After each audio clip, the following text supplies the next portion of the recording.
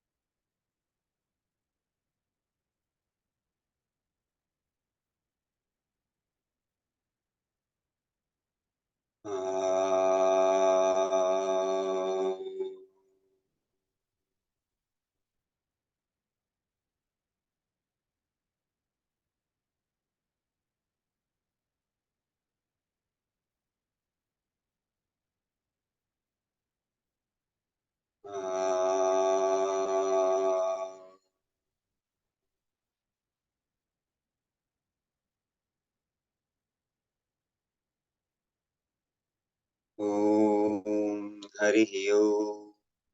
Shri Gurubhyo Namaha. Harihi Om. Om Gananam Tva Ganapatigum Havamahe Kavinam Upamashravastamam Jyeshtarajam Brahmanam Brahmanaspata Anashrinvannuti Sadanam. Om Shri Mahaganadhipataye Namaha. ॐ प्रणो देवी सरस्वती वाजेभिर्वाजिनीवती धीनामवित्र्यवतु। ॐ श्रीमहासरस्वत्यै नमः। गुरुरेव गतिः गुरुमेव भजे गुरुणैव सहास्मि नमो गुरवे। न गुरुः परमं शिशुरस्मि गुरोः मतिरस्ति गुरौ मां पाहि गुरु। ज्ञानानन्दमयं देवं निर्मलस्फटिकाकृतिम् आधारं सर्वविद्यानां हयग्रीवमुपास्महे। श्रुतिस्मृतिपुराणानाम् आलयं करुणालयं शङ्करं लोकशङ्करम् शङ्करं शङ्कराचार्यं केशवं बादरायणं सूत्रभाष्यकृतौ वन्दे भगवन्तौ पुनः पुनः। ईश्वरो गुरुरात्मेति मूर्तिभेदविभागिने व्योमवद्व्याप्तदेहाय श्रीदक्षिणामूर्तये नमः। ॐ सहना भवतु सहनौ भुनक्तु सह वीर्यं कर्वावहै तेजस्विनामधीतमस्तु मा विद्विषावहै। ॐ शान्ति शान्ति शान्तिः। ॐ हरिः ओम् श्रीगुरुभ्यो नमः। हरिः ओम्। ధన్యవాదములండి కిరణ్ పరేఖ్ గారు. Now,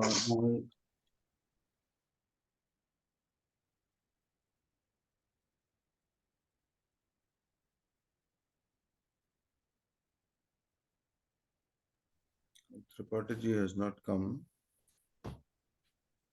yeah.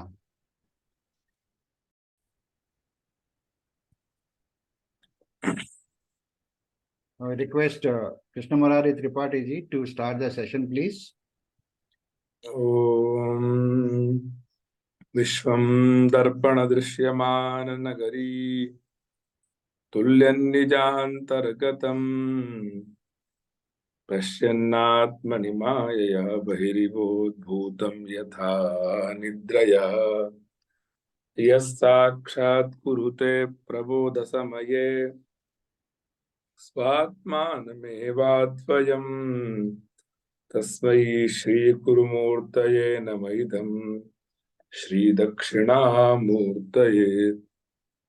वागीशाद्या सुमनसः सर्वार्थानामुपक्रमे यन्नत्वा कृतकृत्या स्युः तन्नमामि गजाननम्।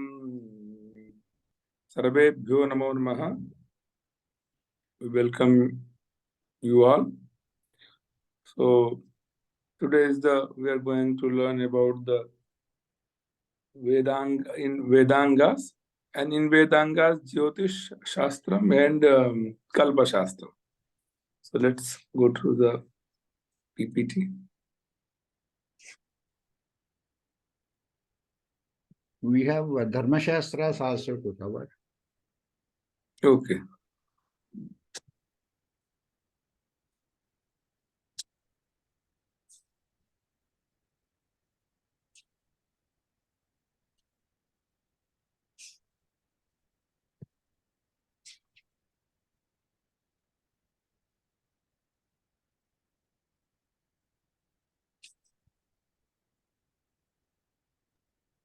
So Jyotisha, what is the meaning of Jyotisha Shastra?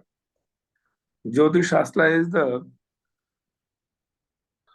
Jyotisha Mayanam Chakshuhu, eyes of the Veda Purusha.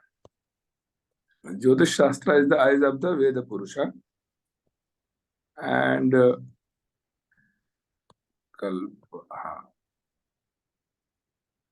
Vedanga Jyotisha is called the eyes, the organ of sight of the Veda Purusha. The object of Jyotish Vedanga is to convey such knowledge of days and hours of the Vedic yajnas, because the Veda is related to the yajna a lot, because Veda hi yajnartha mabhipravrittaha. Veda is related to the yajna. It gives some rules for calculating and fixing time for yajna. In the Brahmanas and Aranyakas, we find frequent allusions to astronomical subjects, and even in the hymns, we find traces which indicate a certain advance in the observation of the moon. Generally, Maharshi Lagadhacharya is a first student of the Jyotish Shastra, or founder of the Jyotish Shastra. Lagadhacharya. Lagad Jyotish is a very famous Jyotish called the Vedic Jyotisha. So Maharshi Lagadha is regarded as the author of this Vedanga Jyotisha. This is a very difficult text and therefore is not clear on several points to scholars even today, because there are some shlokas and I think a lot of things is not nowadays, because we previously it was a huge a book, but now it is a very small book. There are 60-70 slokas only on their book, on that book, and this is a very difficult text, and therefore is not clear on the several points which is called even today. We find many Sanskrit treatises on astronomy and mathematical calculations. Even in Hanuman Chalisa, if you are going to learn about that, there is a doha is called the Yuga Sahasra Jojana Par Bhanu Anilyo Tahi Madhur Falajanu. Also, there is a the distance between the sun and earth, it can say that. So our prayers also related to these mathematical concepts also. So Bhaskaracharya, you know about that. He's also seer, and his daughter name is Leelavati. And he taught Leelavati a very sacred knowledge of the Jyotisha Shastra. And Bhaskaracharya and Varahamihira and Aryabhatta, all three are the best seer of the scholar, are known ancient scholar conversant with these scientific subjects. The principles established by them are in use the modern world. Jyotisha, right time for rituals with the help of position of nakshatras, and asterism and astronomy. This auxiliary Vedic disciplines focused on timekeeping. So you know that the word so Jyotisha Shastra. Jyotish Shastra is related to the Veda Yajna, and without Yajna, without Jyotish Shastra, they are unable to say that the performing rituals, which time they have to perform, and how do they perform with the Brahmana Granthas. But without Jyotish Shastra, also called the Panchangam, Tithi Karana Muhurta Nakshatra. Tithi Karana Muhurta, Tithi Var Nakshatra Karana. This is called the Panja. 5 Anga is called the Panchangam. Even solar eclipse, lunar eclipse also related to this Jyotish Shastra. And Jyotish Shastra has a 2-part called the astronomy and astrology. So you know about that. The astronomy part, Antariksha Vidya, they are doing, our scientists, about what is the relation between these. You know that after the Samudra Manthan, the 14 things are find it. So finally, Dhanvantari Devata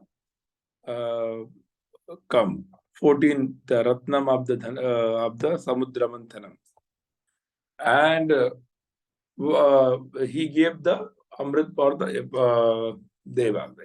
So Mahavishnu kept that Amrita, and after that he gave to he distributed to the Devas, and at that time a Rakshasa came and drank it. It's called the Rahu and Ketu. So it is a different story about 9 planets. So Jyotish Shastra can tell about that, which muhurta we have to perform the rituals, and Diwali, how we have to perform Kartik Krishna Amavasya, and the Shravani Upakarma in the Shravan Shukla Purnima. So these types of the rituals also we can perform through to help of the Jyotish Shastra, and also the astronomical impact also about that, the Nakshatra Shastra. Like a Kritika Nakshatra, Kartika Masam, also related with the nakshatra and the months also. Chitra Nakshatra, Chaitra Masam.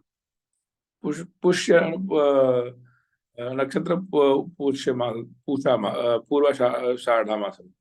So like this, Vishakha Masam. So these are related to also the nakshatra with the month. So if the people can born on the that nakshatra, so we have to predict about the future about the nakshatra shastra. So I think it is the Jyotisha, and after that the Kalpa. The other Vedanga is called ritual, which is the arms of the Veda Purusha. Hastau Kalpotha Pathyate. It is especially intended for the proper application of the Vedic text. The Kalpa Sutra are those which is their contents are directly connected with the Brahmanas and Aranyakas. It was the ritual, the chief contents of the Brahmanas, which first received systematic treatment in the manual called the Kalpa Sutra. They contain the ritual rules in the sutras style, referring to yajna. They are more practical than the Brahmana Grantha. Its most parts of the taken up with mystical, historical, etymological, and theological discussion. They are also considered significant for the study of Vedic culture and society. Kalpa rituals instructions, the field focused on standardizing procedures for Vedic rituals, rites of passages, rituals associated with major life events such as a birth, wedding, and death in family, as well as discussing the personal conduct and proper duties of an individual in different stages of his life. There are 4 types of the Kalpa Sutras. Shrauta Sutras, dealing with the Shrauta Yajna. There are 4 types of the Kalpa Sutras. Kalpa Hastau Kalpotha Pathyate. Hastau Kalpotha Pathyate. It is a hand of the Veda Purusha, and deal with the Yajna and help with the Veda Purusha to do the perfect, like we have to perform a Darsa Purnamasa Yajna. The Shrauta Sutra tells about the when can you get the first the Agni Adhanam, and how to do the Agni Adhanam, and how many priests will be there. Like these types of the discussion in the sutras. So there are 4 types of the sutras. Each Vedas has each sutra, 4 sutras. So first, like a Shrauta Sutra. Shrauta Sutra means dealing with the Shrauta Yajna. So that is called the Agnihotri priest. They can follow the Shrauta Sutra. All is in formulas. not like a shloka or mantra. It's formulas. And another is the Grihya Sutra, dealing with the domestic ceremonies like from Garbhadhanam to Antyeshti Samskaram, dealing with these Grihya Sutra. And Dharma Sutra, how to live life, how to take a bath, how to go do the bhojan, eating the food. So like a Dharma Sutra, it is telling in the Dharma about the Dharma Sutras and what is the Dharma and what is the Vivaham, like these, which type of Vivaham go through it. So like these, we can they can deal with these Dharma Sutra deal with the domestic law ceremonies. Dharma Sutra is dealing with the dharma and social laws. And after that, the Shulba Sutra, it is full of mathematics. So dealing with the rules of measurement of the fire, altar, etc. So when we are going to perform a yajna, at that time we need a proper setup. So without Shulba Sutra, we can't measurement we have to make a kundam. So many types of the kundas. Kundas is the Havan kundam. And we don't know about the measurement. So each Veda can teach us about if we are going to do the yajna for these, we need to set up that kundam or mandapam. So which like a Pragavansha mandapam, Soma mandapam, like these. So we need through the Shulba Sutras. And previously, they don't know about the mathematics, but they use this Shulba Sutras formulas, and they have done a lot of the big kundas and chitis also. Shena chiti, Suparna chiti, and there are many rules. Like Suparna chiti, if they are going to make that, there are 1,000 bricks. They have to use it in that chiti, and there are 5 steps, and each steps they have to put 200 bricks, but the brick size are different. So you know that how the Vedas tell about that, how to fix it. So like these types of the Shulba Sutra can teach us. And after that, so Upaveda. So we know about the Vedas and Vedangas, and after that we are going to learn about the Upavedas. So Upavedas, in addition, each of the Vedas consists of a secondary knowledge source called Upaveda. So for Ayurveda is the Upaveda of Rigveda, and Yajurveda is the Dhanurveda is Upaveda of Yajurveda, and Gandharva Veda of the Upaveda of the Samaveda, and Artha Shastra of the Upaveda of the Atharvaveda.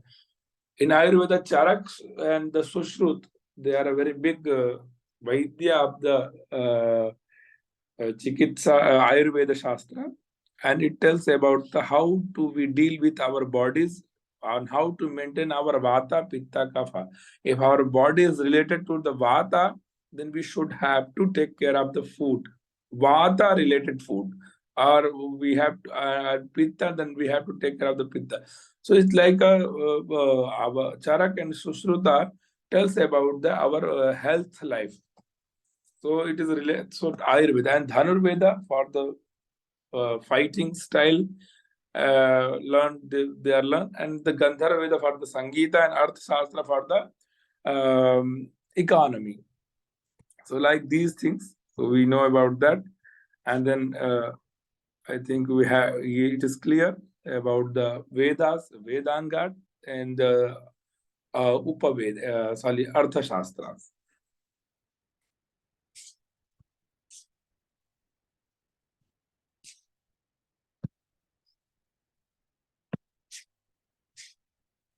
So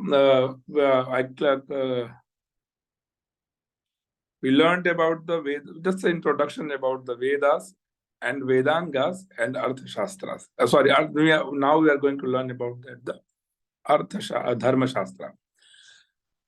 So I'm just going to recap the Vedas, 4 Vedas, and you know that each Veda has a different knowledge.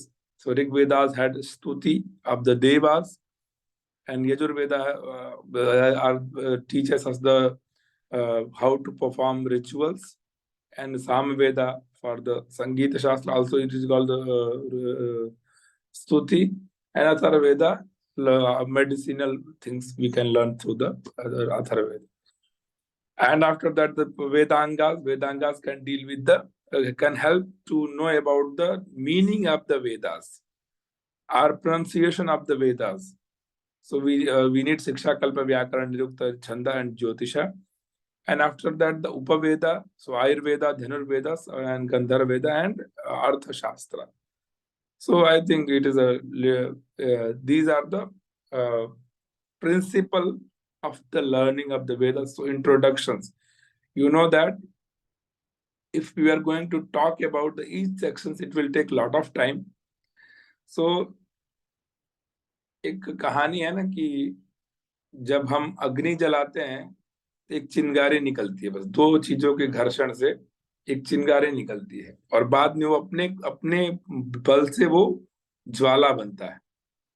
तो हम बस आपके अंदर एक चिंगारी उत्पन्न कर रहे हैं और आपको ज्वाला बनना है। If you want to learn a lot, so आपको ज्वाला बनना है अपने बल पे, तो आपको थोड़ी मेहनत की आवश्यकता है। हम तो बस आपके अंदर एक चिंगारी उत्पन्न कर दिए हैं, अब आप धीरे धीरे धीरे उसको कितना ज्वाला बनाएंगे वो आपको थोड़ा देखना पड़ेगा। ठीक है, थोड़ा सा धर्मशास्त्र को भी कर लेते हैं क्यों, और एक दिन और रखेंगे इसके लिए, क्योंकि एक्चुअली आज ही मुझे निकलना है बाहर, तो दैट्स वाई आज थोड़ा लेट भी मैं हो गया। तो आज थोड़ा सा हम लोग को धर्मशास्त्र को समझ लेंगे, and then we will discuss about the whenever I'll have time, and then you all have free days, that day we can discuss about the Dharma Shastra. ये बहुत बड़ा टॉपिक है धर्मशास्त्र, आपके मन में 1000 क्वेश्चंस हो सकते हैं।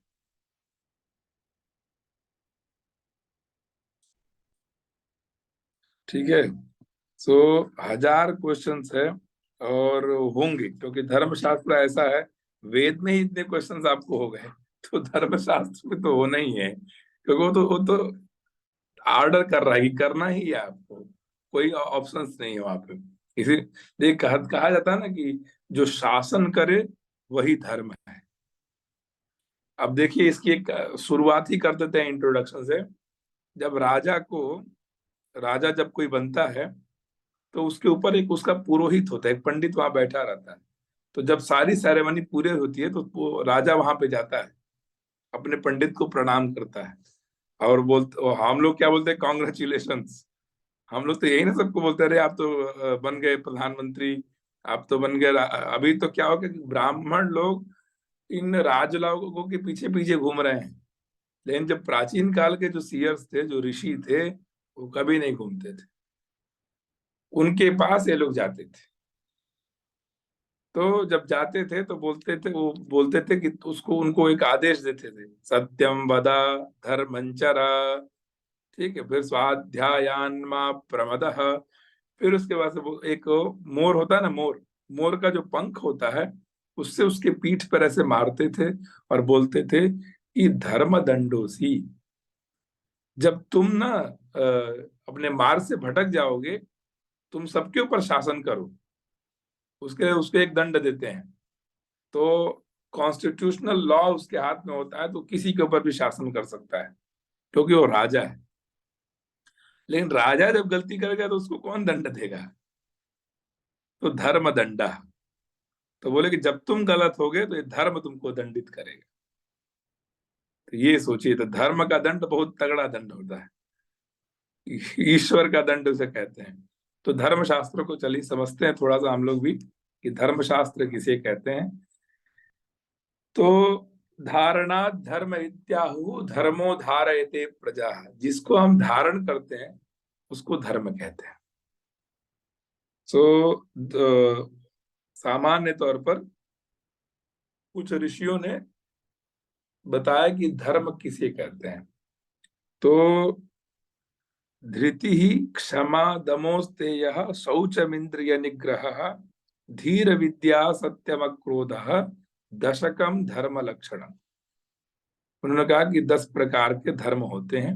धृति ही मतलब धारण करने वाली चीज, क्षमा मतलब हम किसी को क्षमा कर सकते हैं।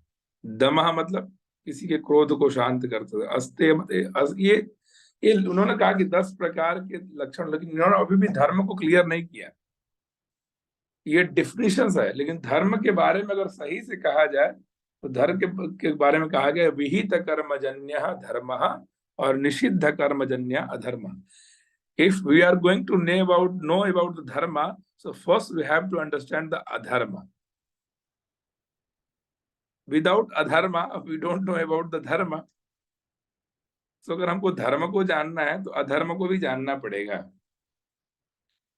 तो धर्म क्या है? तो व्यास जी ने कहा कि 18 पुराणेषु व्यासस्य वचनद्वयम् परोपकार पुण्याय पापाय परपीडनम। मतलब 18 पुराणास में अगर द सेक्रेड धर्म इज कॉल्ड द परोपकार, और सबसे बड़ा सिन क्या है? वो है कि किसी को हर्ट करना। तो इस तरह से धर्म को डिफरेंट टाइप से बहुत सारे ऋषियों ने बांटा बनाया कि धर्म उसको कहते हैं। कई लोग कहा कि वेदेन प्रयोजनमुद्दिश्य धर्म, यानी वेद में क्या हमें करना है और क्या नहीं करना है उसी को धर्म कहता है, और यही धर्म का अच्छा लक्षण है। हमारा हमारा संविधान का बुक जो है उसका नाम है वेद, और वेद में जो कहा गया we have to follow that. If you are not going to follow the Vedic text then we are not following the dharmas. अब आपके मन में प्रश्न हो जाएगा कि भाई धर्म क्या है? जो लोग हिंदू धर्म, मुस्लिम धर्म, सिख धर्म, ईसाई धर्म। So I am not talking about that dharma. अगर हम मनुष्य हैं तो हम नरेंद्र एक मनुष्य धर्म है। उसके बाद से हम किस में पैदा हुए, अगर हम उसके बाद हम अगर ब्राह्मण में पैदा हुए तो ब्राह्मण धर्म क्या है, क्षत्रिय में पैदा क्षत्रिय धर्म क्या है, वैश्य में पैदा हुए तो वैश्य धर्म क्या है। उसके बाद से धर्म आता है कि आपकी शादी हुई है, अब पत्नी के साथ कौन सा धर्म निभा रहे हैं? तो पति धर्म। बच्चे के साथ क्या निभा रहे हैं? तो पिता धर्म। तो धर्म तो बहुत है। हम धर्म हिंदू मुस्लिम में बटे हुए हैं, लेकिन स्टेप्स हैं।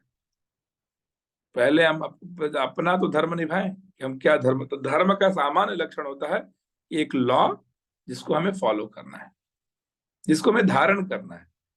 धर्म ये नहीं है कि हम इधर भी रहेंगे और उधर भी रहेंगे, आधा मुर्गी खाएंगे और आधा अंडा देने के लिए छोड़ देंगे, ये धर्म नहीं है। धर्म तो है कि पूरा भाई करो, भाई जो करना है।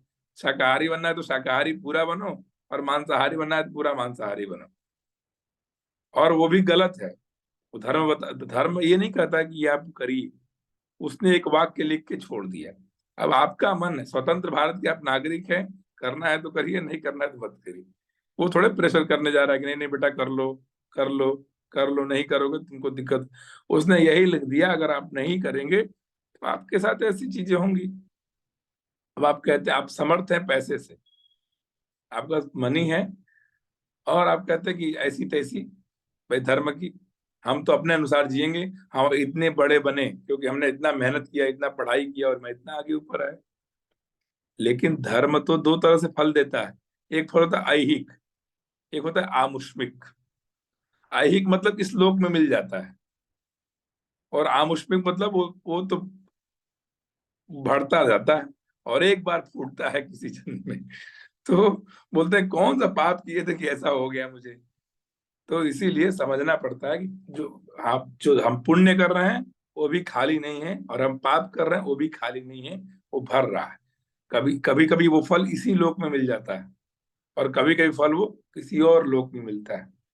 तो इसलिए धर्म को सामान्य तौर पे हम समझेंगे कि धर्म वो है जो वेद प्रतिपाद्य प्रयोजनवत अर्थ धर्म, जो वेद से प्रतिपादित हो, यानी वेद में जो कहा गया वो बात कही गई हो, और प्रयोजन वाला हो। ये नहीं कि कुछ भी हम शर्ट पहन रहे हैं, पैंट पहन रहे हैं, धोती पहन रहे हैं तो धर्म है। वो प्रयोजन वाला हो ना, उसका कुछ प्रयोजन निकले। जैसे कहा कि 8 वर्षम ब्राह्मणम उपनयित तमध्यापयित, मतलब 8 वर्ष के ब्राह्मण को उपनयन करके और उसको अध्ययन कराना चाहिए।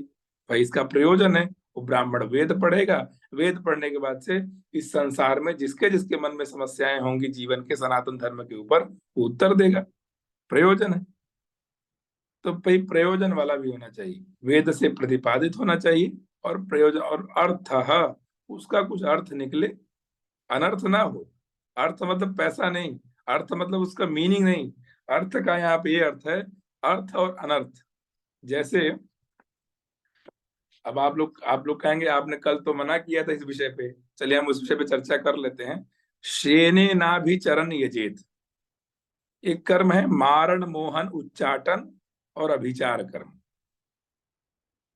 लेकिन वेद में वो भी बात है भाई, वेदो खिलो धर्म मूलम, सब कुछ वेद में कहा गया है, तो बोला वो धर्म है कि नहीं। तो एक शेन याग होता है, शेन याग में अभिचार, किसी के लिए गलत करते हैं लोग, अभिचार करते हैं, तो वो उस याग के बारे में चर्चा है। अपने शत्रु को मारने के लिए शेन याग किया जाता है। तो मारण मोहन, किसी को सम्मोहन करते हैं लोग, आजकल देखते हैं ना, घूमते से वशीकरण कर लेंगे, पति पत्नी को वशीकरण, ये सब बहुत चल रहा है। लेकिन अभी वो सब इतना इस कलयुग में इनका उतना प्रभाव नहीं। अगर आप नियम पूर्वक संध्या वंदन करते हैं, नियम पूर्वक आप ईश्वर की उपासना करते हैं, और आपका मन साफ है, तो आपको कोई मोह नहीं सकता है, आपके ऊपर किसी का कुछ नहीं चल सकता है। आप एक देवता को अपना इष्ट बना लीजिए, किसी भी देवता को उनके पास जाया करिए, अपनी बातें शेयर किया करिए, दुनिया में आपको किसी तीसरे के पास जाने की जरूरत नहीं पड़ती। तो मारण मोहन, फिर उच्चाटन, किसी को किसी चीज से उच्चाटित कर देना, और मारण मोहन उच्चाटन, like the, so it is अभिचार कर्म बोलते हैं। तो बोलते हैं अगर शेने ना भी चरण यजेत, शेन याग करने से अपने शत्रु को मार, तो भाई मारना तो गलत है ना किसी को भी। तो बोले कि ये याग ये अनर्थ याग है, ये यज्ञ अनर्थ वाला है, तो ये अर्थ नहीं, इसको हम नहीं करेंगे। तो अगर शेन याग करेंगे तो धर्म नहीं होगा, फिर अधर्म हो जाएगा। तो उन्होंने कहा वेद प्रतिपाद्य, लिखना है तो लिख लीजिए आप लोग, वेद प्रतिपाद्य प्रयोजनवत अर्थ धर्म।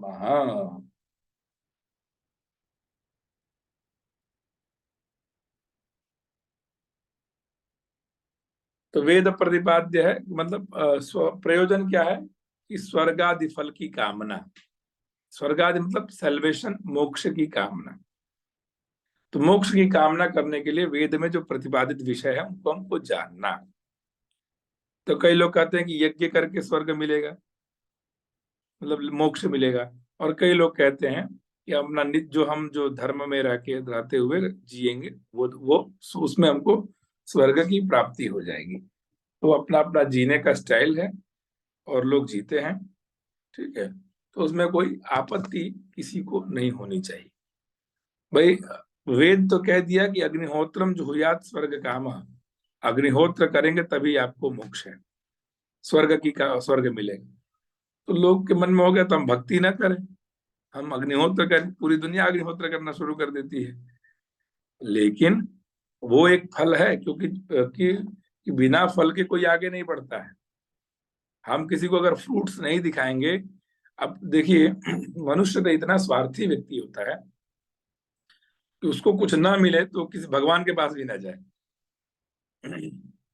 अगर उसको कुछ फल ना मिले और उसको उसके जीवन में दुख ना हो, तो भगवान के पास भी जाना छोड़ देगा, क्योंकि वो सोचता कि हम स्वयं में पार ब्रह्म परमेश्वर हैं, हम पैसा कमाते हैं, हमने अपनी चीजें बना ली, हमारे जीवन में दुख तो है ही नहीं, तो हम ही तो भगवान हैं। उसके मन में शंका होने लगेगा कि हम भगवान हैं कि हम इंसान। और वही रावण को हुआ, वही कंस को हुआ। वो लोग ज्ञानी थे, ज्ञानी होने के साथ साथ उनको लगा कि अरे वो लोग तपस्या कर लिए, और तपस्या करके बहुत सारा शक्तियां अर्जित कर लिए। तो उनको क्या लगा कि देवता लोग भी यही करते हैं, हम लोग भी यही करते हैं, तो what is difference between devas and रावणास।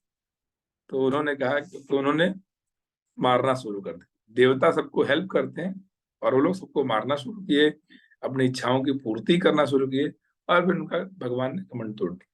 कहने का मतलब है कि धर्म के बारे में हम समझ लिए कि वेद प्रतिपाद्य प्रयोजनवत् अर्थ धर्म, ये प्रॉपर लक्षण है। बाकी आपको बहुत मीमांसा फिलॉसफी का ने इसका लक्षण बताया। एक और लक्षण है विहित कर्मजन्य धर्म और निषिद्ध कर्मजन्य धर्म। विहित मतलब वेद में जो कहा गया कर्म करने के लिए वो धर्म है, और जिस जो नहीं कहा गया उसको अधर्म बोलते हैं। सो हम लोगों ने समझ लिया कि धर्म किसे कहते हैं। एंड देन आफ्टर दैट कितने प्रकार के धर्म होते हैं। तो धर्म बहुत प्रकार का होता है भाई। धर्म के लिए कोई ऐसा नहीं कि 6 प्रकार के धर्म होते हैं। पहला धर्म का नाम है वर्ण धर्म। Will discuss about that these 6 types of the dharmas. तो वर्ण धर्म, आश्रम धर्म, वर्णाश्रम धर्म, गुण धर्म, निमित्त धर्म और साधारण धर्म। तो वर्ण धर्म क्या है भाई? चातुर्वर्ण्यम मया सृष्टम गुण कर्म विभाग सा। गीता भगवान क्या बोलते हैं कि मैंने ही चारों वेदों की सृष्टि, चारों वर्णों की सृष्टि की, और गुण कर्म उनके गुण और कर्मों के अनुसार किया। ये ब्राह्मण है, क्षत्रिय है, वैश्य है, शूद्रास है, और उनका जो वर्ण धर्म है उसको वर्ण धर्म बोलते हैं। उनको क्या करना चाहिए? जैसे ब्राह्मण को क्या करना चाहिए? 6 कर्म ब्राह्मण को कहा गया है। अध्ययनम, अध्यापनम, यजनम, याजनम, दान, प्रतिग्रह। अध्ययन अध्यापन उसका पहला कर्म है कि अध्ययन करना और अध्यापन करना, टीचिंग करना। अगर टीचर खराब हो जाए ना तो उस देश का भविष्य खराब हो जाता है।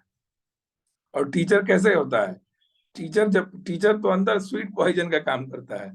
जिस देश आज आप देख रहे हैं कि इजराइल और जो जैसे देश आगे कैसे बढ़ रहे हैं, उन्होंने उनके जो टीचर हुए, उनके जो अध्यापक हो रहे हैं, वो तैयार कर रहे हैं, नस्ल तैयार कर रहे हैं। और टीचर, मान लीजिए कोई गलत प्रोफेसर आपके यूनिवर्सिटी में आ गया तो क्या करता है? वो 60 साल बाद रिटायर होता है। 20-25 साल में कई बैच खराब कर दिया रहता है। तो टीचर का अच्छा होना बहुत आवश्यक है। तो एक जो ब्राह्मण का धर्म है कि अध्ययनम, first he has to do the higher education, learn the higher education और the higher knowledge of the any of the field. कि वो मैनेजमेंट पढ़ रहा है तो एकदम हायर पढ़े, जो वेदास पढ़ रहा है तो एकदम ऊपर के नॉलेज को पढ़े, लाइक पीएचडी जैसा नॉलेज करे। तो वो हो गया आपको अध्ययन। और अध्यापन क्या होता है? फिर उससे उसको उससे लोगों को पढ़ाए, उपदेश करे। तो हमेशा हमारे यहाँ पढ़ाने को उपदेश बोलते हैं। उपदेश मतलब कि जो बात कही गई है उसको हमें समझना। और उसके बाद से हो गया क्षत्र, और फिर यजनम, याजनम, यज्ञ करना और यज्ञ करवाना। यज्ञ भी बहुत प्रकार के होते हैं, तो उसमें से भी यज्ञ को करना और यज्ञ को करवाना, लोगों को उसके प्रति प्रेरित करना। और तीसरा दान प्रतिग्रह। देखिए, आप लोग के मन में जिज्ञासा सबके मन में होती है कि ब्राह्मण जो होता है केवल दान लेता है। भाई वो कर दान देता भी है, उसका धर्म है। और वो कोई भी कार्य करता है तो जितना कमाता है उसका 10 भाग दान कर देता है। यही उसका वो है। तो आज तो देखते हैं ना ब्राह्मण को कितना आज सब जगह पूजा होती है। पहले तो और पूजाएं होती थी, आज तो कलयुग में थोड़ा कम हो गया है। लेकिन वो लोग अपना धर्म मान के, और वो जो डोनेशन देना है ना ईश्वर को प्रति, तो दान लेना और प्रतिग्रह करना, ये 6 कर्म ब्राह्मण को कहा गया है, षट कर्म। ठीक है। इसी प्रकार क्षत्रिय का क्या धर्म है? तो प्रजानाम रक्षणम दानम इज्याध्ययनमेव च विषयेषु प्रसिद्धिश्च क्षत्रियस्य समासतः। मतलब कि उनके लिए दान हटा के बाकी सब चीजें वही हैं उनको। और अध्यापन हटा गया, मतलब अब पढ़ाना उनका नहीं धर्म है, पढ़ाना तो ब्राह्मण का है। और दान लेना, ये दो धर्म हट जाते हैं, और वो सब प्रजानाम रक्षणम, प्रजा क्या रक्षा करना, दान करना, और यज्ञ करना और अध्ययन करना, ये क्षत्रियों का धर्म है। जो वैश्यों का धर्म है वो धर्मार्थ का अध्ययन, यजन और दान देना, ये क्षत्रियों वैश्यों का है।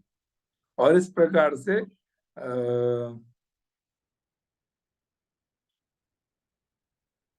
हाँ, और सेवा धर्म शूद्रों का होता है। सेवा धर्म से नहीं कि उनको कुछ काम में ही लगाए हैं, ऐसा नहीं है, मतलब जो फल इन ब्राह्मणों को 6 कर्म करके मिलेगा, वो वैश्य शूद्रों को ये सेवा धर्म से ही प्राप्त हो जाता है। देखिए, कहते हैं ना कि आजकल स्त्री लोग भी कहते हैं कि वो ऐसा कर रहे हैं तो हम ऐसा क्यों नहीं करेंगे, वी आर इक्वल।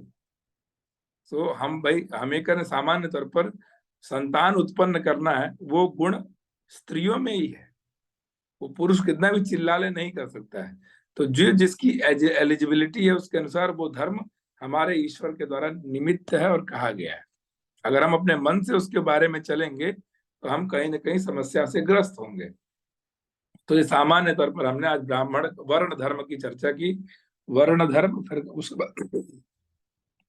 उसके बाद से आश्रम धर्म। आज 2 करके फिर अगले जब क्लास होगी तो हम लोग और 4 पे चर्चा कर लेंगे। और फिर आश्रम धर्म ब्रह्मचर्य आश्रम, गृहस्थ आश्रम, वानप्रस्थ आश्रम एंड संन्यास आश्रम। सो ब्रह्मचर्य आश्रम क्या करना है, अध्ययन करना है। जो भी हम पढ़ाई कर रहे हैं 1 साल से लेके 25 साल के बीच तक हमें पढ़ाई करना है। 26 साल से 50 साल तक हमको अपने गृहस्थ जीवन को चलाना है, जॉब या जो भी हो। और 51 साल से लेके 75 तक हमें वानप्रस्थ, जंगल में रहने का तात्पर्य है कि हम अपने जिम्मेदारियों से मुक्त होकर अपने बच्चों को जिम्मेदारियां दे देना, और फिर उसको वैसे संन्यास आश्रम। तो इस प्रकार से आश्रम। और फिर वर्णाश्रम व्यवस्था क्या है कि ब्रह्मचर्य आश्रम में ब्राह्मणों को कैसे इन 4 धर्मों को कैसे रहना है, ये सब चर्चा है। उस तो वर्ण आश्रम 3 धर्म हम लोग जान लिए, वर्ण धर्म, आश्रम धर्म एंड वर्णाश्रम धर्म। तो इस प्रकार से अब हम लोग अगले जब होगी तो उसमें कितने प्रकार के विवाह होते हैं और कितने प्रकार के जो जब उपनयन होता है ब्राह्मण किसी का भी, तो उसे कैसे आचरण करना चाहिए, और फिर राजधर्म क्या है, इन सब विषयों पर हम लोग चर्चा करेंगे। तो आज इतना ही रखते हैं। अब क्वेश्चन आंसर सेशन के लिए हम लोग तैयार होते हैं।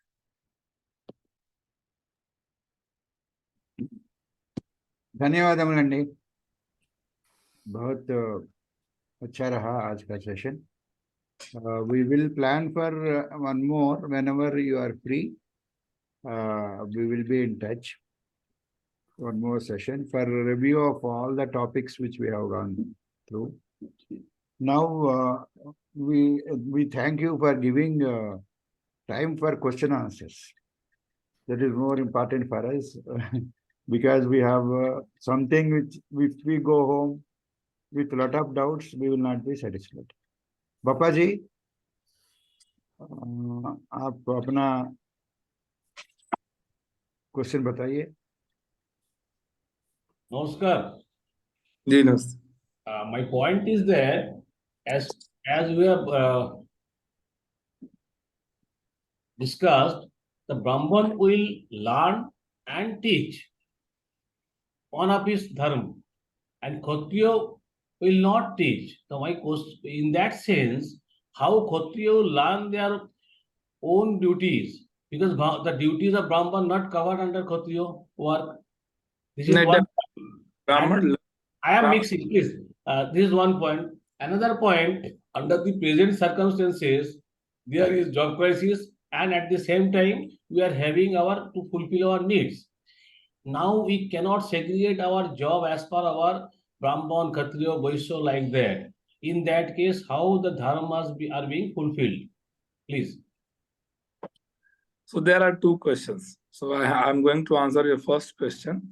Hmm. At that time, Brahmanas has all the knowledge of the to teach Brahmana, Kshatriya, Vaishya, and Sudras. So they know about the everything, because their dharma is to learn. Was the Brahman also having Kshatriya like power? Yes, they know about the all things. Just I'm telling that the Dhanur Vidya. So they know the Brahmana can teach the Dhanur Vidya to the Kshatriyas. Only practical session, they have their own gurus. They are also Brahmanas. They have to learn first the literature, and after that they are going to practice. Nowadays, people are not learning the literature, but previously, whatever they are going to learn, first they have to learn literature. Even the Ayurveda Shastra, in the medical, so they have to learn for Charak and Sushruta, then after do these things. So Brahmana can teach everything at that, because they have a duty of to learn. Not for the Brahmanas, not for the only for Brahmanas. They learn for everyone. And the second, your question is, nowadays job crisis and how do we perform our dharmas, how to live like a Brahmana, Kshatriya, and Vaishya, and Sudras. So I'm telling that it is a Kali Yuga. And if your duty to learn knowledge, so previously the king was helping to the Brahmanas.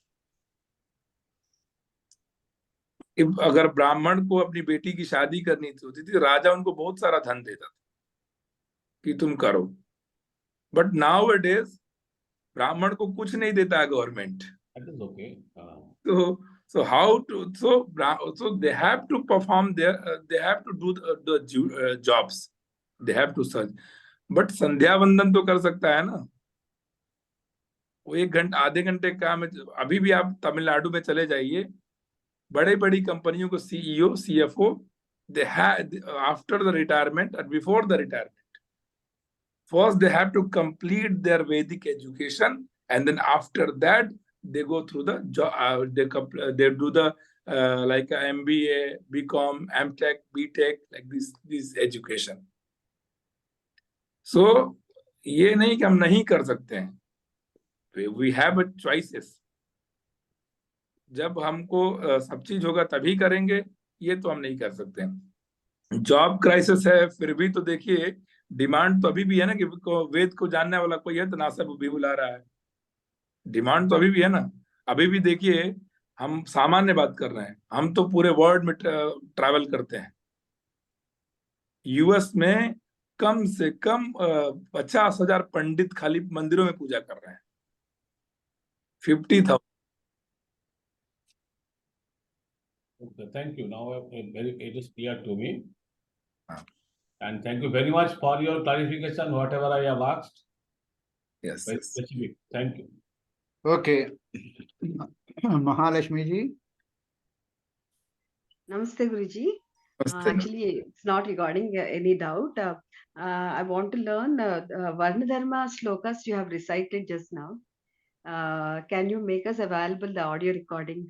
I want to learn Which the Varna Varna Dharma. When you're teaching us the Varna Dharma, Brahmana Dharma and Kshatriya Dharma, you have recited the sloka before giving the discourse.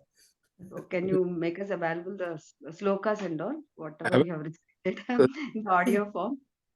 Okay, Prajanam, for each dharma's rules. That is.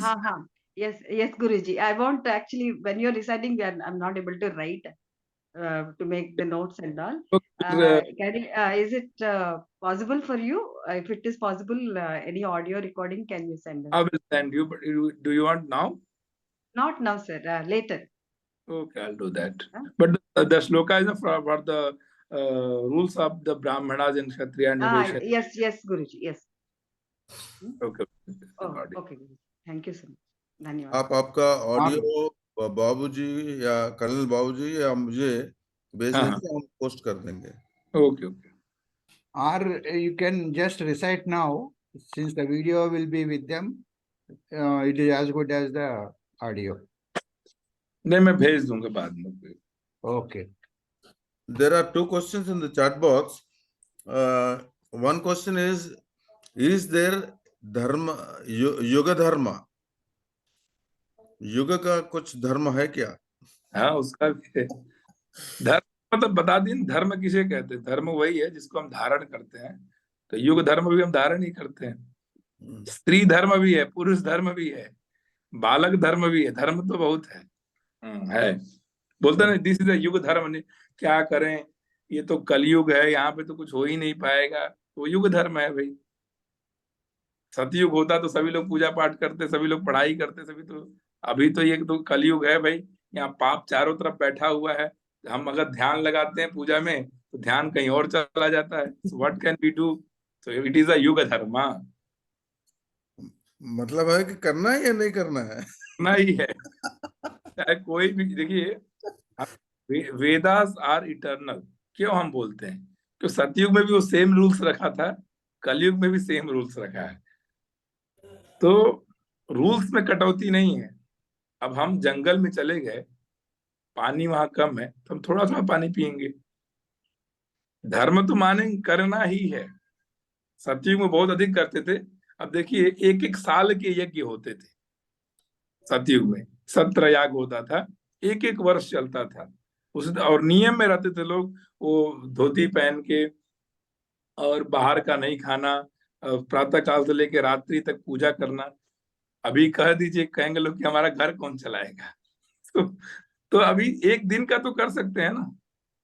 एक दिन का तो यज्ञ कर सकते हैं. 1000 दिन का ना करें तो एक दिन का तो कर सकते हैं. पहले के चीजें अलग थी. तो हम बिल्कुल भाग नहीं सकते हैं. अरे अभी कभी तो हो नहीं पाएगा भाई, क्योंकि हम अपने आप को एक्सक्यूज दे रहे हैं. तो करने वाले अभी भी हम इसीलिए बोलते हैं कि साउथ का जो कल्चर बहुत रिच है, because they are following their rituals. चाहे जैसे भी. और नौकरी में होने, अब आप लोग ही देखिए, कर्नल बाबू या जो भी हैं सब. हम अभी काशी जब आए थे, वहां हम मिले थे. वो इतनी नौकरी करने के बाद भी वेद मंत्रों का उच्चारण कर रहे हैं, और सीखने का नया जिज्ञासा है कि हमें गंगा जी जाना है, हमें विश्वनाथ जी का दर्शन करना है. सो लाइक दिस, जब आदमी एक स्टेज पे पहुंचता है तो उसको लगता है अब तो नहीं चाहिए. तो अभी भी मन में होता है ना कि भाई हम थोड़ा और पढ़ लें, थोड़ा और जानकारी ले लें. तो आप लोग का भी प्रयास है ना. आप लोगों ने क्यों शुरू किया कि जितने रिटायर्ड लोग हैं जो अपने लाइफ में मतलब अब सब कुछ कर लिए, बच्चों की शादी कर लिए, पढ़ाई कर लिए, अब उनको क्या है कि अब कुछ, अब राम राम करना, तो राम राम की अपेक्षा है थोड़ा नॉलेज रख के राम राम करें. तो that's why you all choose this path. तो है, करना ही है. Any other question in the chat box? No, there are no questions. एक आया है. आचार्य,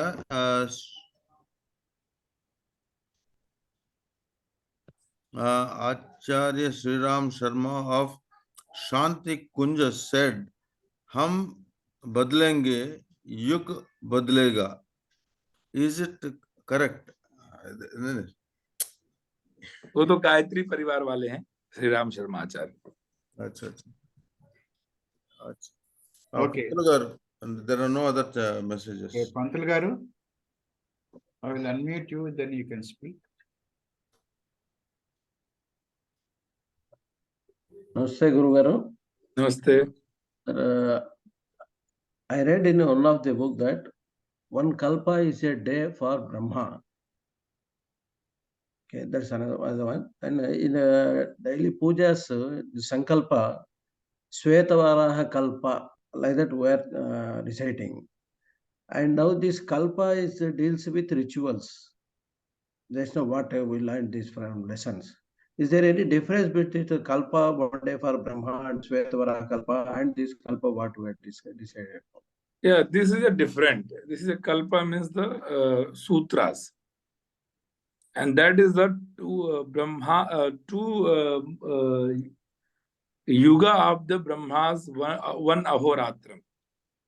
एक चतुर्युग मतलब कलयुग, सतयुग, त्रेता, द्वापर.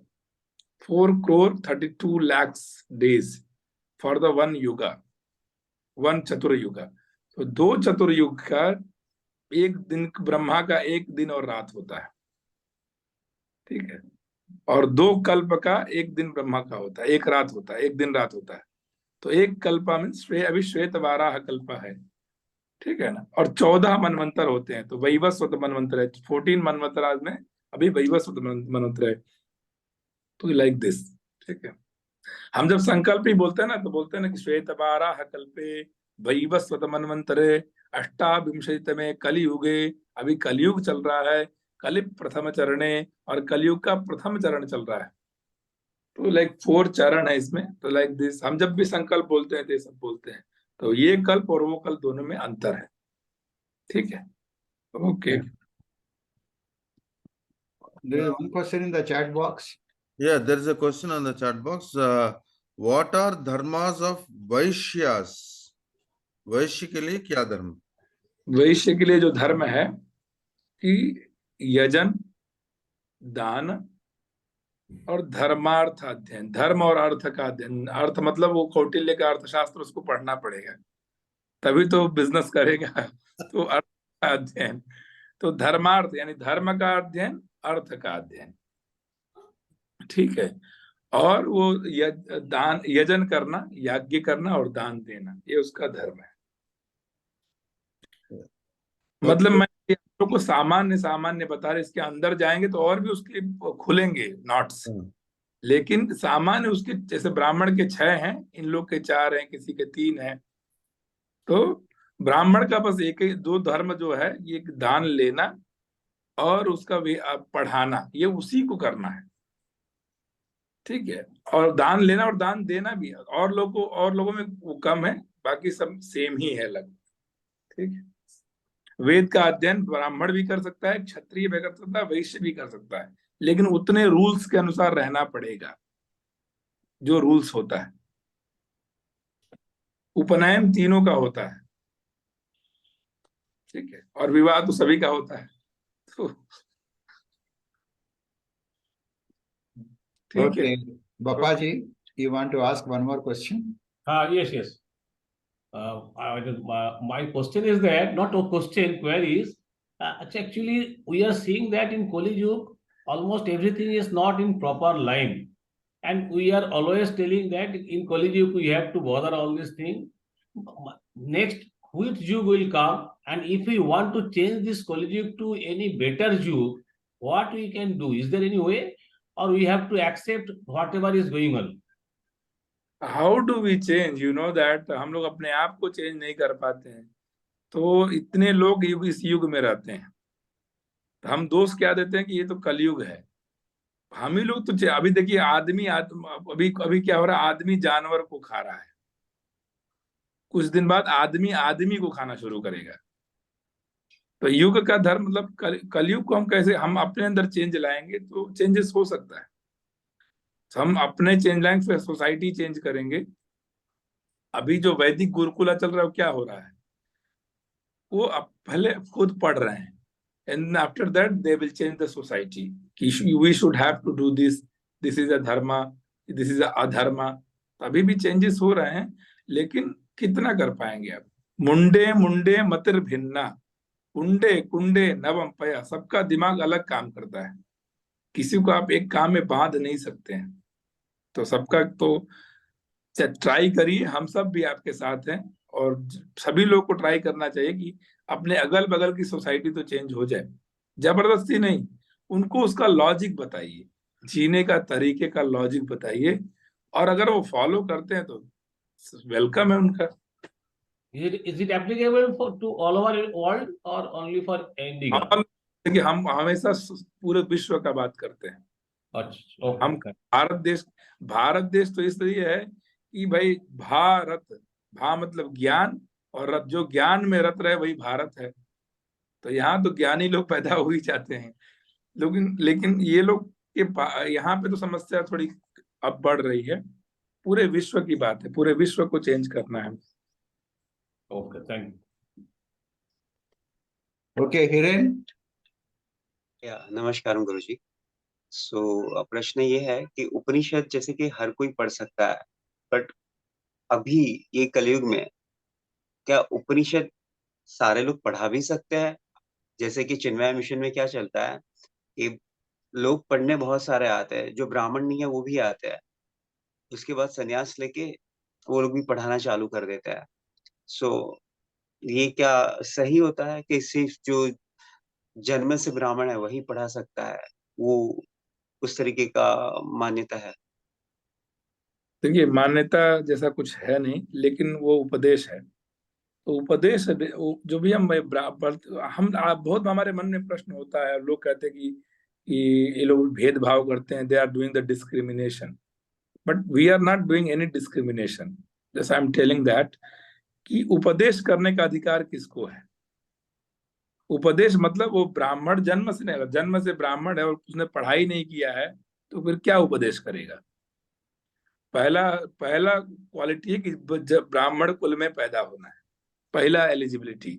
दूसरा एलिजिबिलिटी कि ब्राह्मण की तरह रहना है, जो ब्राह्मण का धर्म कहा गया है, प्रातः काल 4 बजे उठना, 4 बजे उठ के पढ़ाई करना, संध्या वंदन करना, नित्य गंगा जो भी नदी है उसमें स्नान करना, और कम से कम देव यजन करना, ये सब जो नियम उसके बताए गए हैं। चटाई पे सोना, नीचे सोना, बेड पे ना सोना, और दर्पण नहीं देखना, शीशा नहीं देखना, और तेल का लेपन नहीं करना, पर स्त्री को स्पर्श नहीं करना, बहुत सारा नियम है। वो नियम मानता है। दूसरा एलिजिबिलिटी। तीसरा एलिजिबिलिटी, वो उसने उस ग्रंथ को पूरा पढ़ा है कि नहीं पढ़ा है, और तब पहले उसको पढ़ना, फिर कंटेम्पलेट, मनन किया कि नहीं, and then after that he can eligible for the उपदेश।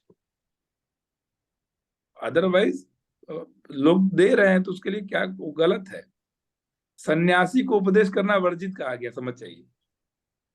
सन्यासी को अपना धर्म, उसको उपदेश आजकल तो सभी लोग देते हैं, जो सन्यास अवस्था में है उनको पढ़ाना, वेद आदि पढ़ाना गलत है, क्योंकि वो उपदेश नहीं कर सकता। वो लेक्चर दे सकता है, पढ़ाना जो कार्य है ना वो उसको नहीं करना है। वो कह सकता है कि धर्म सत्यम वद धर्मं चर, सत्य बोलो, धर्म पे चलो, लेकिन वही नहीं बताएगा कि सत्य कैसे बोलें, सत्य कैसे वेदों में बोलने के लिए कहा गया। तो वो एक गलत है। और देखिए, सामान्य तौर पर हम क्यों बोलते हैं कि ये उन्हीं को पढ़ाना है? हम जब जाते हैं ऑफिस में काम कराने के लिए, तो जब हमको कोई डील फाइनल करनी होती है तो we have to speak about the CEO. जब बड़ी डील कोई फाइनल करनी, छोटा मोटा काम रहता है उसके नीचे के लोग कर देते हैं। तो जब हम, ये बड़ा चीज है, वेद पढ़ना बहुत बड़ा विषय है, तो उसका जो ज्ञाता है उसी से तो पढ़ेंगे ना। कि हम किससे कहेंगे भाई, आप कहेंगे हम भी तो वेद जानते हैं, 4 वेद होते हैं, चलिए आइए आपको हम पढ़ा देते हैं, तो आप भी थोड़ा इधर उधर टेक्स्ट देखेंगे और उसको खुश कर देंगे। लेकिन जो वेद का सटल फॉर्म है, वेद के 2 फॉर्म है, grass form and subtle form. तो सटल फॉर्म तो आप नहीं पढ़ा पाएंगे ना, और आपसे वो सटल फॉर्म ही पढ़ने के लिए आया व्यक्ति।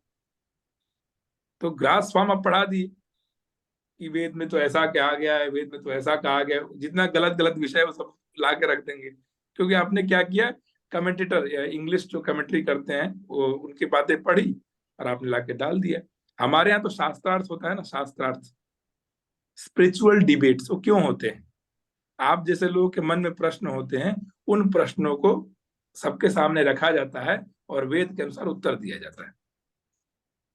और धर्म में स्पिरिचुअल डिबेट्स का नियम नहीं है, किसी भी धर्म में। और हमारे धर्म में ही जो फर्स्ट ज्यूरी मेंबर थी, फर्स्ट जो जज थी, उसका नाम था उभय भारती। एक स्त्री थी, उभय भारती। तो लोग कहने के लिए कुछ भी कहें, लेकिन हम, आपका जो प्रश्न था कि सबको एलिजिबिलिटी है कि नहीं, तो भाई पढ़ाई, हमको एलिजिबिलिटी के लिए परीक्षाएं देनी पड़ती हैं, और हम जो उस व्यक्ति चीज को पढ़ा रहता है और नियम से रहा रहता है वही पढ़ा सकता है, सभी लोग नहीं पढ़ा सकते। ओके, धन्यवाद। Okay, any other questions in the chat box? Yeah, there are a few questions in the chat box. You gave stories of Rahu and Ketu like they are demons, but what are their actual astronomical significance? अगर बहुत बड़ा है तो बाद में ले लेते हैं। नहीं नहीं, एस्ट्रोनॉमिकल सिग्निफिकेंस में है ही नहीं, ठीक है ना। वो राहु और वो एक एस्ट्रोलॉजिकली लोग बताते हैं और उसकी कहानियां भी हैं कि समुद्र मंथन के समय ऐसा हुआ। एस्ट्रोनॉमिकल कोई ऐसा नहीं है कि वो उसके अनुसार अंतरिक्ष विज्ञान में उनका कोई भूमिका नहीं है। हमारे 6 ग्रह ही हैं, 9 ग्रह लोग चिल्लाते हैं ना, 6 ग्रह ही है बस ओनली। तो उस पर चर्चा कर लेंगे कभी, लेकिन उनका कोई रिलेशन नहीं है कि क्या है। ठीक है। The other question is, now Jyotisham has become a source of income, whereas astrology is a minor part of Vedanta. Again, there are differences in prescribing almanacs. Why? मतलब समझाइए क्या कह रहे हैं ये ऐसा है कि पहले ये पैसा का व्यवसाय हो गया ज्योतिष, एस्ट्रोनॉमी, एस्ट्रोलॉजी वगैरह, लेकिन ये वेदांत इतने वेद पूरे इसमें ज्योतिष का बहुत छोटा सा रोल है, लेकिन इसमें इतने पैसे का लेन देन हो रही है। ये उसका एक क्वेश्चन है। दूसरी क्वेश्चन है कि ये एल्मनाक मतलब जो हमारा पंचांग है उसमें इतना अंतर क्यों है? वाह, very good question. The first, आपके पहले क्वेश्चन का उत्तर मैं दे रहा हूं कि किसी का भी फ्यूचर प्रेडिक्ट करेंगे तो पैसा तो देगा ही आपको। पहला बात भाई, और आपको नहीं, देखिए कहा गया ना, ये सीक्रेट एंड सेक्रेट विद्या है, ठीक है। तो अब जीने के लिए तो कुछ तो करेंगे ना, ब्राह्मण को नौकरी नहीं मिल रहा है, चारों तरफ रिजर्वेशन है, तो क्या करेगा जीने के लिए? आपका फ्यूचर प्रेडिक्ट करके, तो फ्यूचर प्रेडिक्ट करके आपको बता रहा है कि आपको क्या होना है और क्या नहीं, मार्गदर्शन कर रहा है। तो आप उसके लिए उसको पैसे, उनको भी मांगना नहीं चाहिए जो ब्राह्मण्स हैं कि हमें इतने पैसे लेंगे तभी आपका काम करेंगे। और जो हम जाते हैं तो हमें भी खाली हाथ नहीं जाना चाहिए, हमें भी उनको कुछ जो भी हमारे पास है थोड़ा बहुत दे देना चाहिए। क्योंकि कहा गया था ना कि गुरु के पास और ज्योतिषी के पास खाली हाथ नहीं जाना चाहिए। चाहे जो भी हो, आपके घर में अगर केले का पेड़ लगा है तो थोड़ा 2 केला ही तोड़ के उनको लेके जाके दे दीजिए, ऑफर कर दीजिए। ये नहीं कि वो लाख रुपए देने से ही वो खुश होंगे। तो ये है। दूसरा प्रश्न ये है कि अंतर क्यों है, तो आपस में इतना मतभेद हो गया है कि वो ये साउथ का पंचांग है, ये नॉर्थ का पंचांग है, ये ऐसा है वैसा है। सामान्य तौर पर एक जो भेद होता है वो वैष्णव और स्मार्तों का थोड़ा हो जाता है कि स्मार्ता नाम एकादशी, वैष्णवा नाम एकादशी, एक ये भेद होता है। कुछ लोग जैसे ना कि संप्रदाय है, संप्रदाय में कुछ लोग नक्षत्र को प्रधानता देते हैं, कुछ लोग तिथि को प्रधानता देते हैं। जैसे बोलते हैं कि सूर्योदय जिस तिथि में उदय होता है वही तिथि ग्राही है। कुछ लोग कहते हैं कि नहीं नहीं, जब वो तिथि आई तभी से ग्राही है। तो ये 2-3 क्वेश्चन आंसर डिबेट्स के क्वेश्चंस हैं, इसीलिए थोड़ा अंतर दिखाई पड़ता है। बाकी बहुत मेजर अंतर नहीं किसी पंचांग में, छोटे छोटे अंतर हैं। जो अरे 2 घर में चाय बनेगी, एक की चाय थोड़ी अलग होगी और एक की चाय थोड़ी अलग हो जाएगी एक ही जगह पर। तो ये तो ज्ञान है, वो अपने ज्ञान को प्रदर्शित कर रहे हैं कि हमारा श्रेष्ठ है, और आप बगल वाला बोल रहा है नहीं मेरा ज्ञान अच्छा है, तो लीजिए, हमें तो दोनों ज्ञान लेना है। और फिर उन लोगों को पहले क्या परंपरा होती थी, जो गृहस्थ होते थे, जो जिनके पास गृहस्थ होते थे, वो मिलके ऐसे ब्राह्मणों को बुलाते थे अपने घरों में, दोनों को बुला लिया। वो जो कह रहा है कल एकादशी है, जो कल रहा परसों एकादशी है, अब बात करते थे भाई आप लोग बताइए किस दिन है। तो दोनों को बैठा लिया, तो दोनों फिर निर्णय देते थे कि भाई हमारा भी सही है, आपका भी सही, आप you have to do this. तो इसीलिए स्पिरिचुअल डिबेट्स होते थे पहले जमाने में। अभी क्या हो गया ना कि सब स्वतंत्र हो गए हैं और यूनिवर्सिटी बेस्ड एजुकेशन हो गया है, तो जो मन करे वो हो रहा है, जैसे मन करे वैसे हो रहा है। तो डिबेट्स का वैल्यू खत्म हो गया है। डिबेट्स बहुत जरूरी था। अभी तो डिबेट्स में तो लड़ाई झगड़ा हो जाता है, लेकिन हमारे यहाँ जो स्पिरिचुअल डिबेट्स होते थे उसमें क्या होता था, एक ज्ञानी व्यक्ति मध्यस्थ होता था जो दोनों की बातें सुनता था। एक पूर्व पक्ष होता था, एक उत्तर पक्ष होता था। पूर्व पक्ष मतलब वो कहेंगे कि आज ही एकादशी है। उत्तर पक्ष जो सिद्धांत होता था, प्रिंसिपल्स होता, उसको बोलते थे वो, ठीक है। और फिर वो लास्ट में वो उत्तर देता था कि आप दोनों की बातें सुनने के बाद हमें ऐसा समझ में आया कि यही बात सही है, ठीक है। तो ये होते थे पहले। ओके, दूसरा बहुत अच्छा प्रश्न है, वेयर देर इज अधर्मा in the office work place and it affects the dharma, then should a person survive like that or leave the job because there is adharma in the नहीं नहीं, देखिए सब जगह गुण धर्म होता है, अच्छी चीजें भी होती हैं, तो उसको जॉब नहीं छोड़ना है, वहां तो धर्म कर रहा है। अगर मान लीजिए हमारा बॉस बोल दिया कि तुमको ये कार्य करना है, वो बेचारा बहुत सात्विक व्यक्ति है, झूठ नहीं बोलता है, लेकिन बॉस बोल दिया कि तुमको जाके वहां झूठ बोल के प्रोजेक्ट लेके आना है, so what can he do? So he is doing his dharma, office dharma, मतलब कि कर्तव्य का पालन। अगर नहीं करेगा तो पता चलेगा अपने बॉस का पालन नहीं कर रहा है। दूसरा धर्म है कि वो बता दे अपने बॉस से कि तुम गलत कर रहे थे भाई, तो बच जाएगा धर्म से। बोल रहे हैं भाई देखो, ये धर्म और अधर्म है, जो भी आप उसको बोल सकते हैं कि ये सही था और ये गलत था, लेकिन आपके कहने पे मैंने ऐसा कार्य किया, बस खत्म बात, बच गया धर्म से, ठीक है। अच्छा, is following Vedic dharma is Sanatan dharma? Definitely Sanatana Dharma is the Vedic Dharma, or Vedic Dharma is the Sanatana Dharma. Right, absolutely. Hmm. Arya, you are explaining in such a way that all can understand in simple way. Excellent, sir. धन्यवाद बोला है।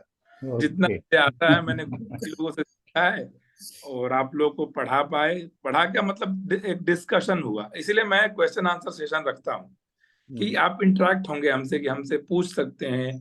ये नहीं कि हम एक line से, वो टीवी वाला कम्युनिकेशन चल रहा है, सिर्फ सुन रहे हैं, कुछ बोल भी नहीं पा रहे। तो इसीलिए मेरा एक रहता है, क्योंकि देखिए पढ़ाने में क्या होता है, हम जब पढ़ाते हैं तो आप अपने अनुसार पढ़ाते हैं कि ये तो समझ में आ गया है, हम अपने लेवल पे पढ़ाते हैं कि लेकिन आप लोग तो उस लेवल पे नहीं पहुंचे होते हैं, तो आपके मन में प्रश्न तुरंत खड़ा होने लगता है। तो जब क्वेश्चन आंसर सेशन होता है तो एक लोग पूछता है, सभी लोग को लाभ मिल जाता है उसका। सही। ये Okay, we'll take one more question and somebody raise the hand. Murthy garu.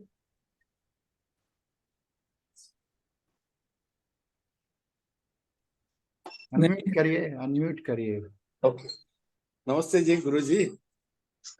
How can I do systematic some work, some learning or something work in Vedas or Vedanga like that? Because it is something to be done or something. Now, right now I am hearing Vedas and in some YouTube like that or SUBC channel like that.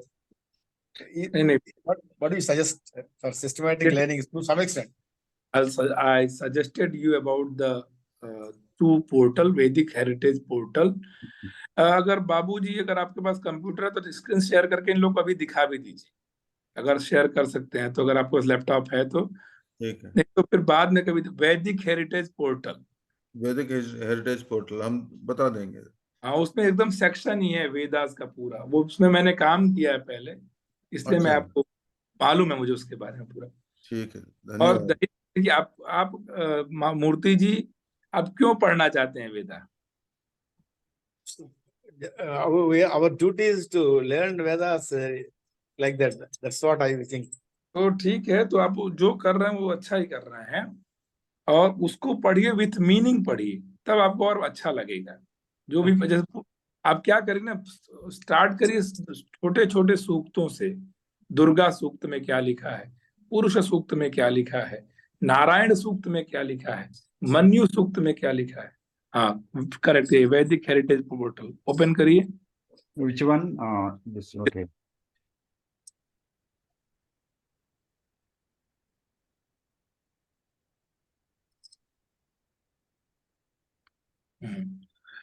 सो यहाँ पे अब देखिए संहिता भाग खोली, संहिता, हाँ संहिता भाग खोली। संहिता So, ऊपर में इंट्रोडक्शन संहितास। हाँ, किसमें इसमें कौन सा है? वेद संहिता। ऋग्वेद है? अब शाखा करिए, शाकल शाखा। यस, अब उसमें अष्टक मंडल करिए। मंडल। ठीक है, अब उसके बारे में पूरा नीचे आ गया। अब ओपन करिए, अब यहाँ पे क्लिक करिए। अब सुनिए, पूरा शुरू से लेकर अंतिम तक के चीजें हैं। चैंटिंग।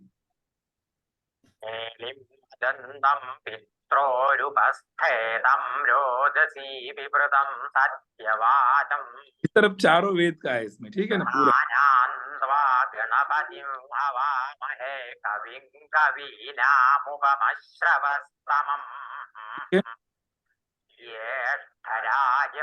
ऊपर क्लिक करेंगे, उपनिषद में पूरा है। बस हाँ, ये पूरा मतलब ये लेबल दिया है ना, 1 2 3 4 5 राउंड बना सर्कल, इसमें जिस पे क्लिक करेंगे वो आ जाएगा। ठीक है, ठीक है। 44 में। Yeah, now I think this portal has been shown. They'll do the needful and then keep learning one by one. Yes, correct. Shall we stop? Yeah, I think now it's already 8:15. 8:20 हो रहा है।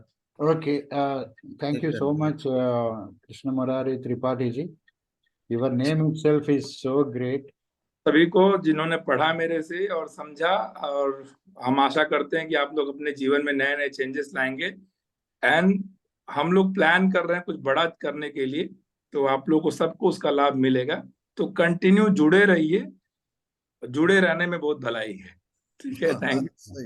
Thank you. और आपका जो नाम उच्चारण करने से भी काफी अच्छा लगता है, कृष्णा मुरारी त्रिपाठी जी।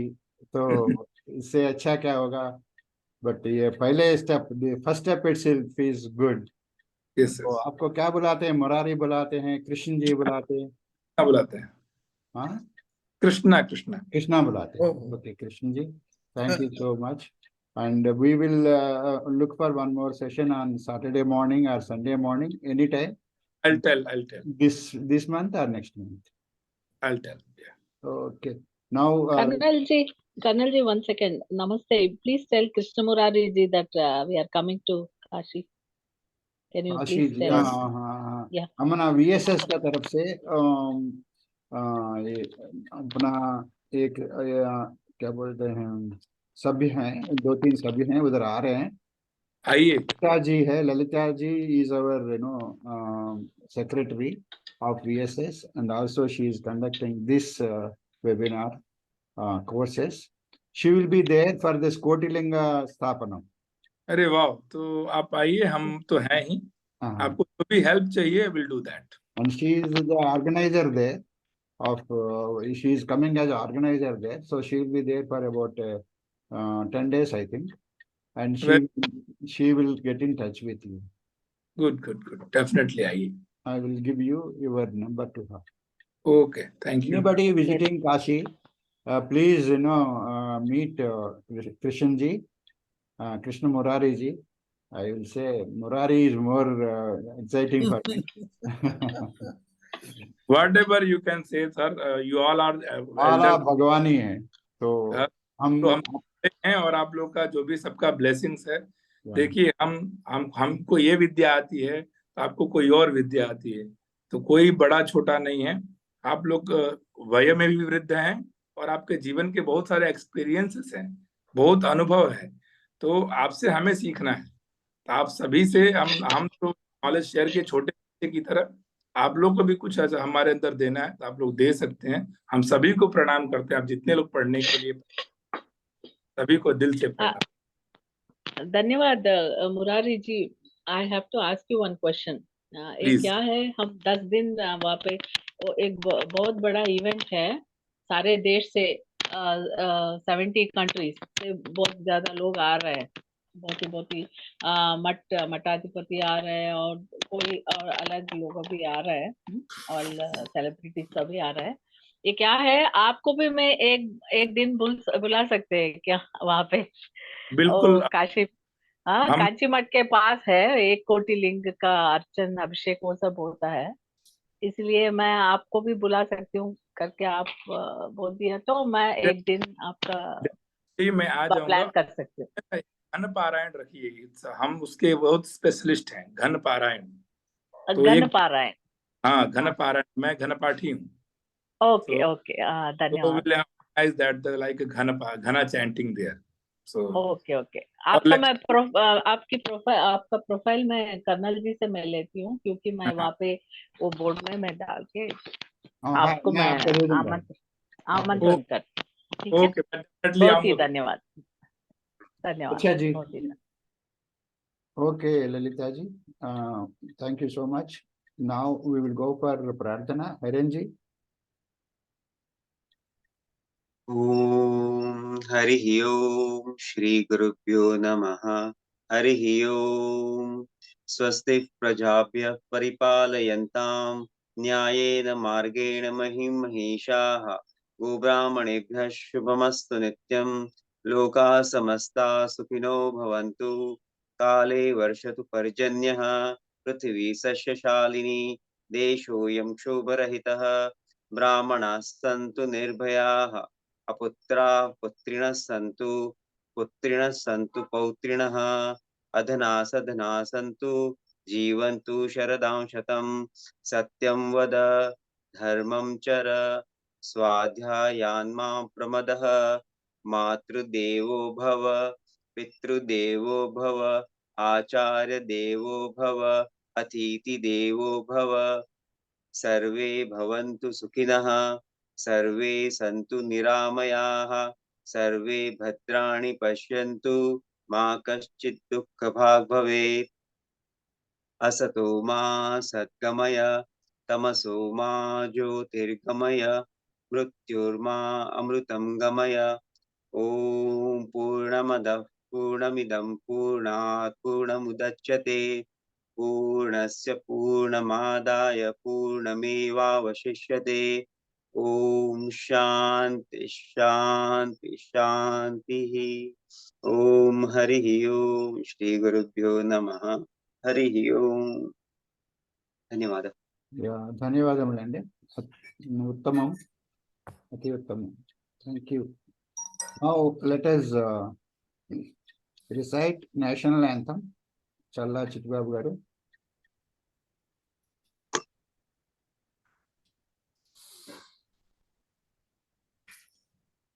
जनगण मन अधिनायक जय हे भारत भाग्य विधाता।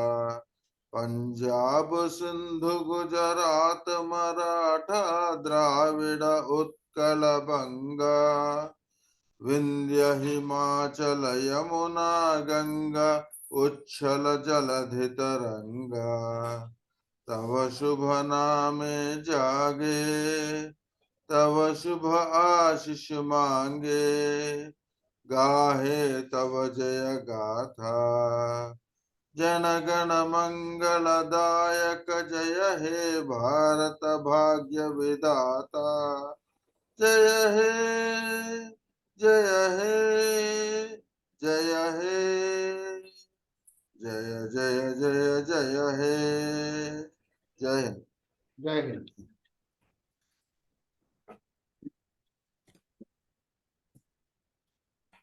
Okay, Okay, I think you can thank you. close. Thank you, sir.